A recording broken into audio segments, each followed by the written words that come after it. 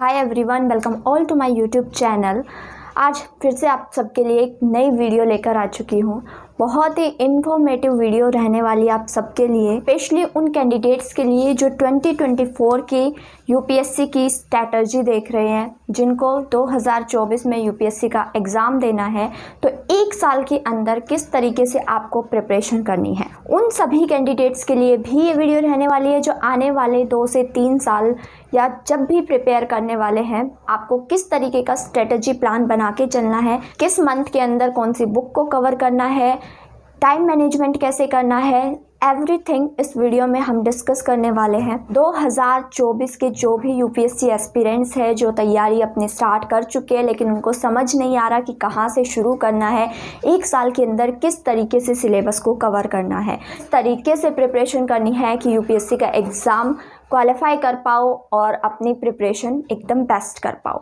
तो ये वीडियो आप सबके लिए है। वीडियो में एंड तक ज़रूर बने रहना ताकि आपका कोई भी डाउट ना रहे, सारे डाउट आपके क्लियर हो सके। वीडियो को स्टार्ट करते हैं। कुछ इंपॉर्टेंट पॉइंट्स है जो मैं आपको बताने जा रही हूँ, आपको ये चीज़ें पता होनी चाहिए before starting the preparation.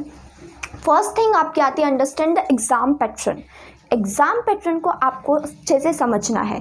Most of the candidates ऐसे होते हैं कि वो प्रिपरेशन तो स्टार्ट कर देते हैं, इवन फॉर्म तक फिल कर देते हैं और सोचते हैं हम एग्ज़ाम देंगे, लेकिन उनको ये नहीं पता एग्ज़ाम पैटर्न किस तरीके का आने वाला है, किस तरीके का उसके अंदर क्वेश्चंस आने वाले हैं। तो ये चीज़ बहुत ही ज़्यादा बेसिक और बहुत ही ज़्यादा इंपॉर्टेंट हो जाते हैं कि आपको पता होना चाहिए एग्ज़ाम पैटर्न किस तरीके का आने वाला है।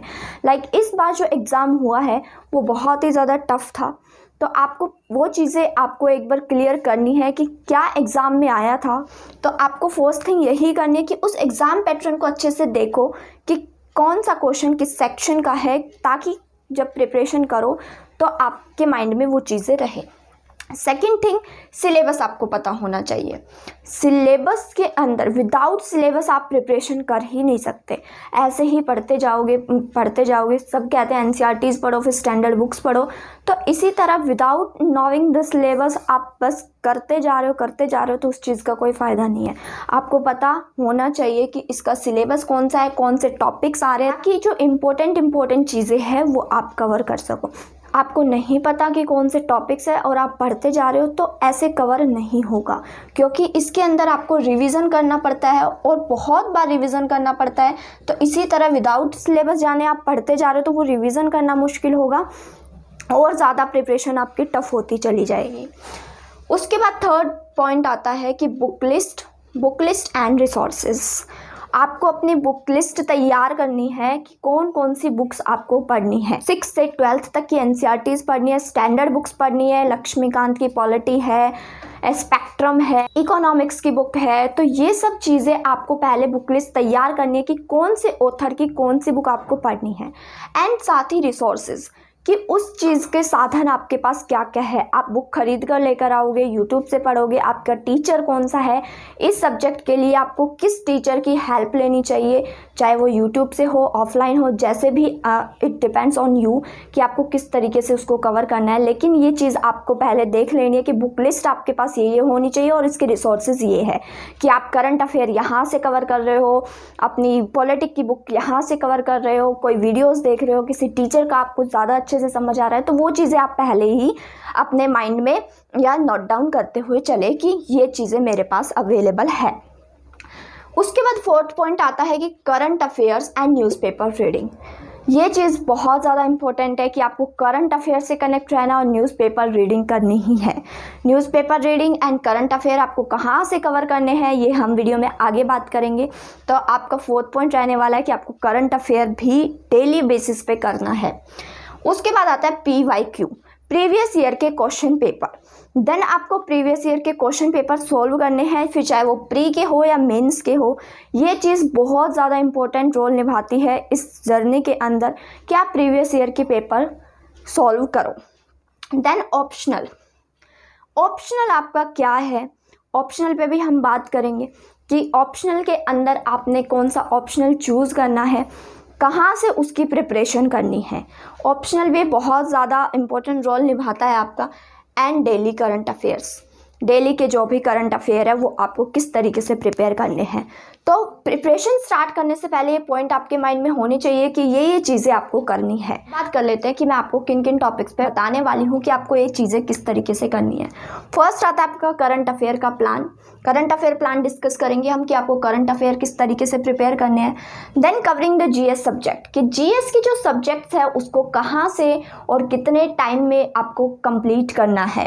देन आपके आता है मेंस आंसर राइटिंग, आपको मेंस के जो आंसर राइटिंग की प्रैक्टिस है वो किस तरीके से करनी है, नोट मेकिंग कैसे करनी है, देन एमसीक्यू कैसे सॉल्व करने हैं, एंड साथ ही टाइम मैनेजमेंट, कि आप उस टाइम को किस तरीके से मैनेज करो कि आपकी ये प्रिपरेशन इस 1 साल के अंदर हो पाए। क्योंकि जो नेक्स्ट एग्ज़ाम होने वाला है वो आपका नेक्स्ट मई में होगा। आपके पास लगभग 1 साल भी कंप्लीट नहीं है, तो आपको किस तरीके से टाइम को मैनेज करना है कि नेक्स्ट ईयर तक आप उस चीज़ की अच्छे से प्रिपेयर कर पाओ। तो फर्स्ट हम बात कर लेते हैं अपने फर्स्ट टॉपिक की, करंट अफेयर प्लान की।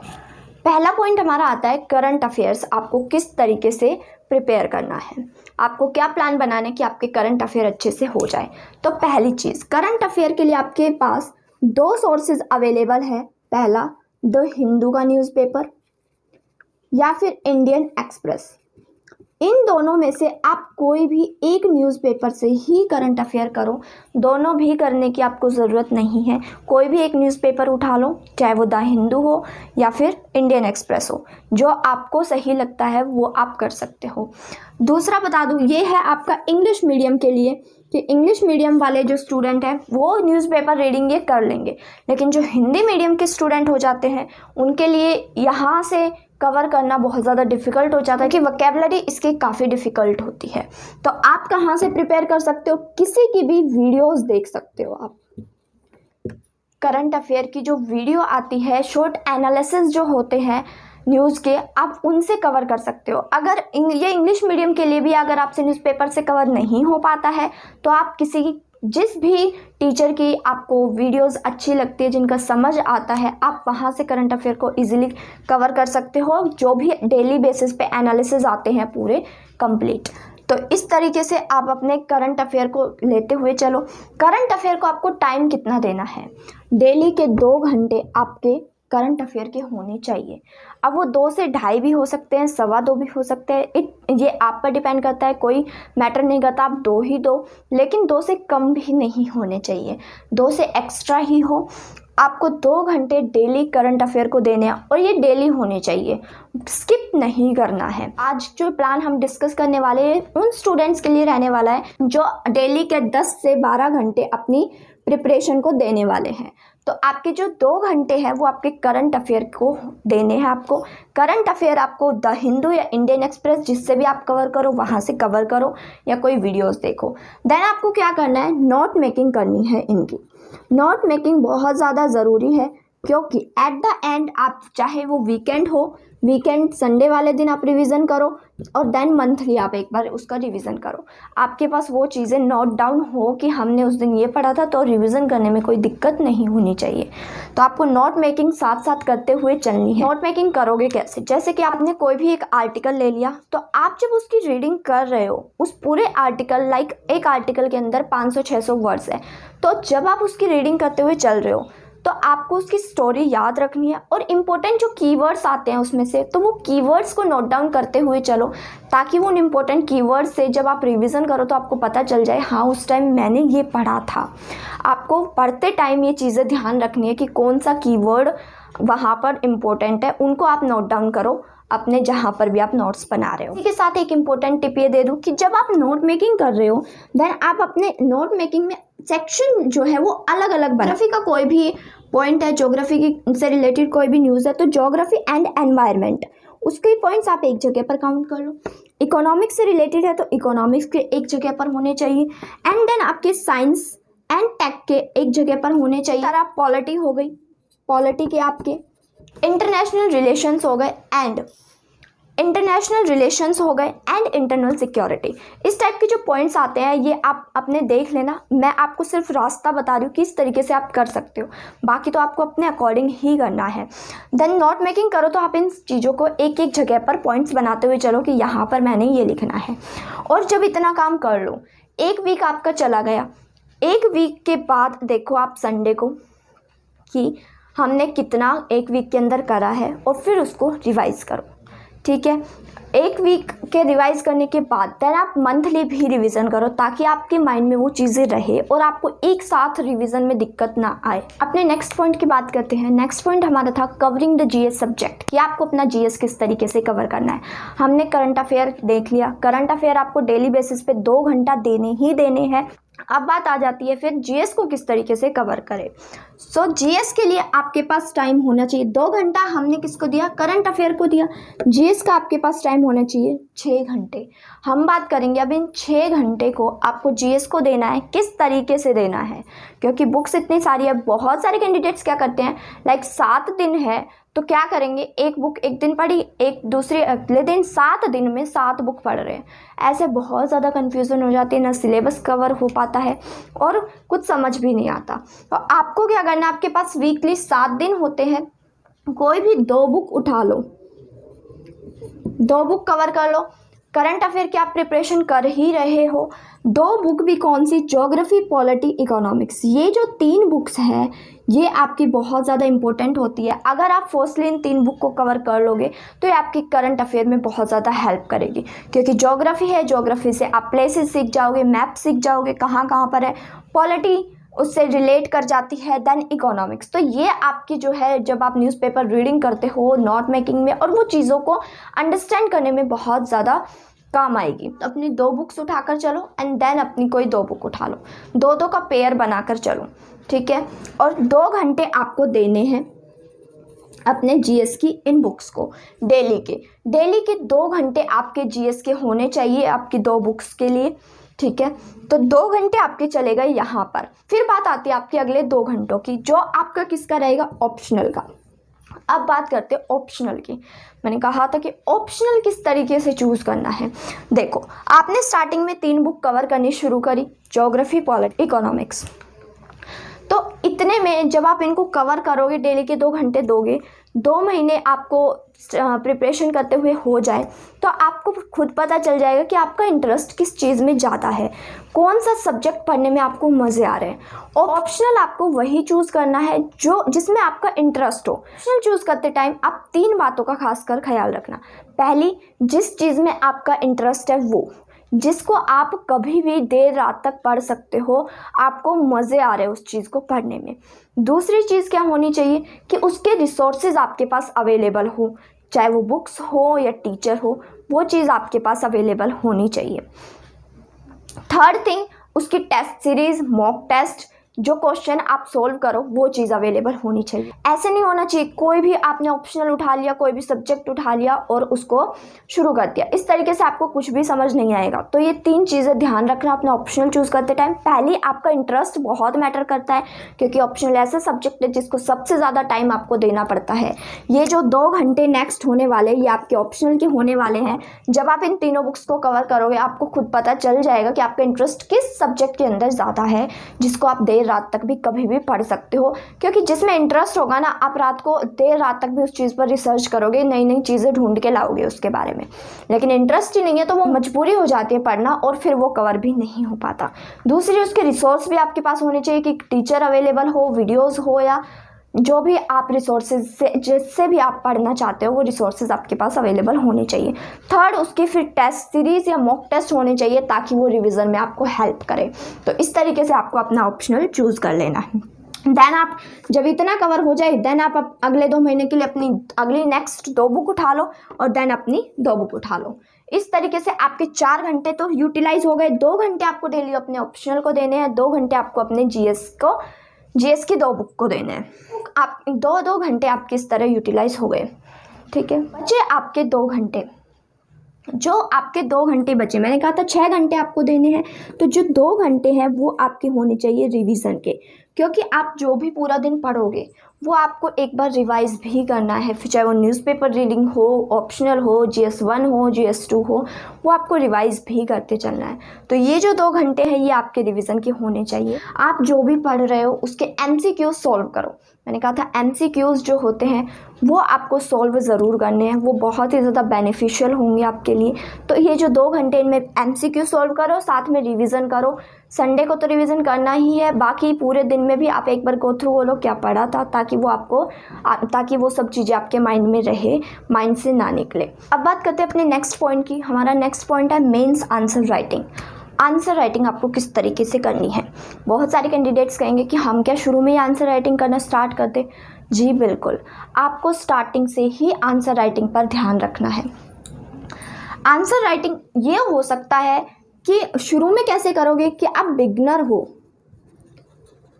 और बाद में जब आप काफ़ी रिवीजन कर लोगे देन आप एडवांस लेवल पे चले जाते हो, तब आपको एडवांस आंसर राइटिंग करनी होती है। शुरू में आप बिगनिंग वाली आंसर राइटिंग करो। किस तरीके से करोगे, जैसे शुरू में आपने अभी स्टडी स्टार्ट की है तो आप किस चीज़ के आंसर राइटिंग करो, ये कन्फ्यूज़न होगी। आपको क्या करना है, न्यूज़पेपर आप डेली पढ़ रहे हो तो आपको वो न्यूज़पेपर से कोई भी एक एडिटोरियल उठा लेना है। कोई भी एक एडिटोरियल, डेली एक एडिटोरियल ऐसा होगा जो आपको अच्छा लगेगा, ठीक है। जो एडिटोरियल आपको पसंद आ रहा है आपको वो एडिटोरियल उठा लेना है, उसकी रीडिंग करनी है। सपोज कर लो वो एडिटोरियल आपका 700 से 800 वर्ड्स का है।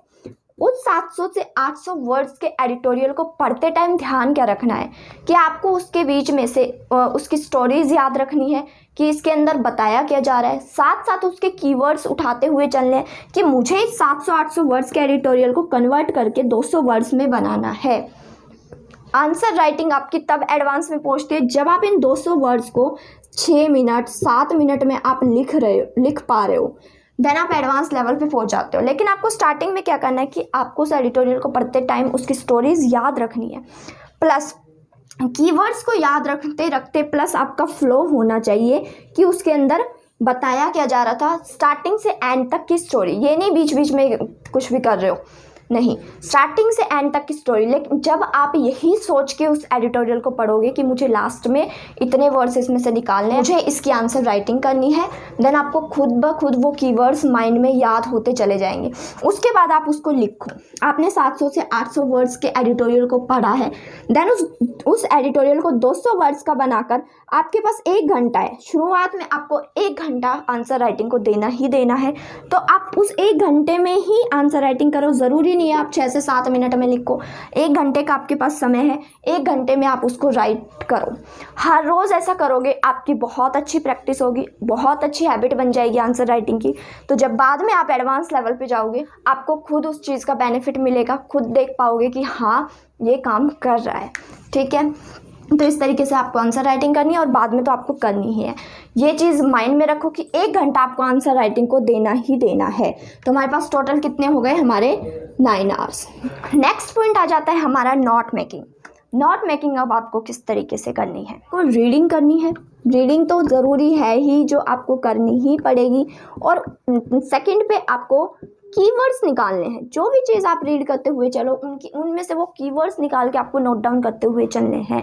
नोट मेकिंग बहुत ही ज़्यादा इंपॉर्टेंट चीज़ है। मैं बार बार आपको कहती हूँ नोट मेकिंग ज़रूर होनी चाहिए ताकि रिवीजन के टाइम पे आपको प्रॉब्लम ना हो। नोट मेकिंग का समय आपको कितना रहेगा, 2 घंटे का समय आपका नोट मेकिंग का रहेगा। तो टोटल आपने कितनी स्टडी कर ली, 11 घंटे। 11 घंटे की स्टडी आपकी डेली की है। थोड़ा ऊपर नीचे हो सकता है, ये आपकी कैपेबिलिटी के ऊपर, आपके टाइम मैनेजमेंट के ऊपर डिपेंड करता है कि किस तरीके से आप इसको कर पा रहे हो। अगर आपको 2024 का ही यूपीएससी क्लियर करना है देन आपको ये स्टडी सीरियस होकर करनी है। इस स्ट्रेटजी को तो आपको अपनाना ही पड़ेगा कि 11 आवर्स ऑफ स्टडी आपके होने ही चाहिए। डिस्कस किया था वो था हमारा एमसीक्यू प्लस रिवीजन, जो मैं आपको साथ साथ बता चुकी हूँ कि आपको उस 2 घंटे के समय में एमसीक्यू और रिवीजन करने हैं। जब आप जीएस पढ़ रहे हो तो वो 2 घंटे आपके एमसीक्यू प्लस रिवीजन होना चाहिए। बात कर लेते हैं अब अपने टाइम मैनेजमेंट की कि आपको टाइम किस तरीके से मैनेज करना पड़ेगा। देखो, टाइम मैनेजमेंट आपको किस तरीके से करना है, ये सोच के चलना कि लास्ट के जो 2 मंथ है वो आपके प्री के रिवीजन के लिए होंगे, तो उनको तो काउंट करो ही मत। मार्च तक आपका जो सिलेबस है वो कंप्लीट हो जाना चाहिए। उसके बाद जो आपका अप्रैल बचता है या मई बचता है वो आपका प्री का रिवीजन ही होगा उसमें। तो अपने मार्च के अकॉर्डिंग मैनेज करके चलो कि आप 2 महीने में कोई 2 जीएस की बुक कर रहे हो, साथ साथ ऑप्शनल आप कर ही रहे हो। उसके बाद नेक्स्ट 2 महीने में आपने अपनी 2 बुक कवर की जीएस की, नेक्स्ट 2 मंथ में अपनी 2 बुक कवर की। तो इस तरीके से मैंने आपको हर एक चीज़ डिटेल में बताई है कि आपको कौन सी बुक्स किस तरीके से कवर करनी है। इसी तरह आपको अपना टाइम मैनेज करते हुए चलना है और रिवीजन को अपना साथ साथ रखना है। संडे को भी रिवीजन होना चाहिए और मंथली भी होना चाहिए, ताकि आपको ज़्यादा दिक्कतें ना आए। रिवीजन बहुत ज़्यादा ज़रूरी है। कम पढ़ोगे लेकिन उसको अच्छे से पढ़ोगे तो वो बहुत ज़्यादा बेनिफिट देगा। ठीक है, ज़्यादा पढ़ लिया और फिर बाद में कुछ समझ नहीं आया कि क्या क्या पढ़ा था तो कोई फ़ायदा ही नहीं है। तो क्वालिटी उस चीज़ की अच्छी होनी चाहिए बजाय कि क्वांटिटी के। तो आप उस अकॉर्डिंग अपना अच्छे से रिवाइज़ करो। ये था आपका 2024 की स्ट्रैटेजी। मेरे अकॉर्डिंग आपको किस तरीके से करना चाहिए कि आप पे डिपेंड करता है कि आपका शेड्यूल क्या है, किस तरीके से आप प्रिपेयर कर रहे हो। लेकिन मैंने आपको एक रास्ता बताया है कि इस तरीके से आप कर सकते हो, तो इन चीज़ों को फॉलो ज़रूर करना। आई होप आपको वीडियो पसंद आई हो। वीडियो पसंद आई तो वीडियो को लाइक कमेंट शेयर ज़रूर करना। और इसी तरह की वीडियोस चैनल पर हर रोज़ आएंगी, तो उसके लिए आप चैनल को सब्सक्राइब करके बेल आइकन ज़रूर प्रेस कर लो, ताकि फ्यूचर में आने वाली हर अपडेट आपके पास सबसे पहले आ जाए। Thank you for watching.